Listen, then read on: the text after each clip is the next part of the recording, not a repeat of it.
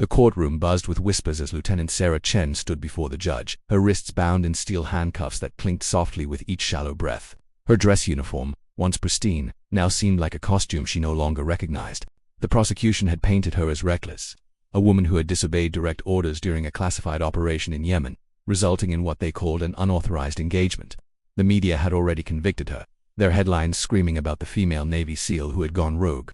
Sarah kept her eyes forward, her jaw set in that same determined line that had carried her through Hell Week, through countless missions, through moments when death whispered in her ear and she whispered back that it would have to wait. She had been one of only a handful of women to ever earn the SEAL Trident, a symbol she had bled for, suffered for, and now stood to lose forever. The prosecution was seeking a dishonorable discharge, prison time, and the stripping of all her honors. They wanted to make an example of her, to show that no one, regardless of their record, was above military law. Her attorney, a tired-looking captain who seemed to be going through the motions, had advised her to plead guilty to a lesser charge. "Take the discharge," he said. "Move on with your life." But Sarah couldn't do it, not because of pride, but because she knew the truth. She had saved lives that day, even if the official report would never acknowledge it.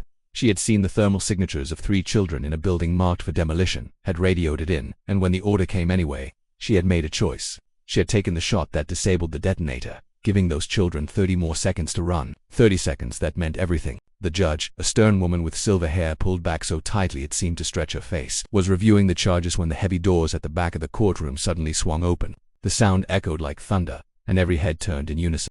A man entered, his uniform adorned with ribbons that told stories of decades of service, of wars fought and won, of sacrifices made in shadows where glory never reached. The 4 stars on his collar caught the fluorescent light, and someone gasped. It was Admiral James Keller, a living legend, a man who had personally led operations that had changed the course of history. The room fell into a silence so complete that Sarah could hear her own heartbeat pounding in her ears.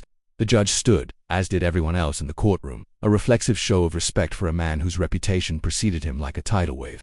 The Admiral's face was weathered, carved by wind and time and the weight of impossible decisions. His eyes found Sarah's across the crowded room, and something flickered there, something that looked like recognition, like understanding, like the kind of solidarity that only exists between people who have stood in the same impossible places. He walked forward with measured steps, each one deliberate, until he stood beside the prosecution table. The lead prosecutor, a colonel who had been confident moments before, now looked like a man who had just realized he was standing on quicksand.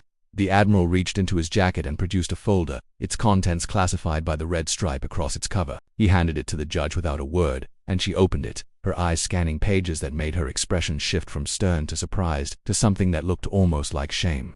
When she looked up, her voice had lost its edge of certainty. She turned to Sarah, and for the first time, there was something human in her gaze. The Admiral finally spoke, his voice deep and steady, carrying the weight of absolute authority. He explained that the mission report Sarah had been judged on was incomplete, that critical intelligence had been withheld due to classification levels even this court didn't have access to. He detailed how Sarah's actions had not only saved 3 children but had prevented a catastrophic intelligence failure that would have cost American lives. He spoke of her valor, her judgment, her unwavering commitment to the oath she had taken.